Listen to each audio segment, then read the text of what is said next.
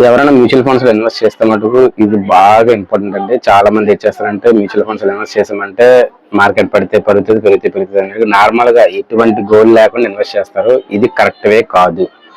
Invest చేస్తే మటుకు ఎలా చేయాలంటే మీకు ఏం గోల్ ఉంది, అసలు అసలు మీకు నీడ్ ఉందా లేదా, నేను మీకు ఏదైతే నీడ్ ఉందో, మీకు ఏదైతే గోల్ ఉందో దాన్ని బేస్డ్ ఇన్వెస్ట్ చేయండి. అప్పుడు మీరు మ్యూచువల్ ఫండ్స్ లో అసలైన రిటర్న్స్ చూడగలరు. ఎందుకంటే మీ గోల్ మీకు అట్లీస్ట్ మీరు మ్యారేజ్ కోసం చెప్పేసి ఒక 20 years కి ప్లాన్ చేస్తారు. బట్ రిటర్న్స్ చూస్తే 9 or 10% వస్తాయి. ఎందుకంటే దాని తగ్గ ఫండ్స్ ఇవ్వరు. సో దాని తగ్గ మనకు తెలిసిన ఫండ్స్ ఏదైతే ఉంటాయో మనం నార్మల్ గా చూస్ చేసుకుంటాం. ఎగ్జాంపుల్ గా చెప్పాలంటే మీకు స్మాల్ క్యాప్ అనేది ఏంటంటే ఎక్కువ రిటర్న్స్ ఇస్తాయి అంతే. బట్ వాళ్ళకి ఉన్న గోల్ ఏంటంటే తక్కువ టైంలో 3 to 4 years వరకు అవసరం. బట్ అవి సూట్ అవ్వు. సో అలాంటప్పుడు ఏం చేయాలి?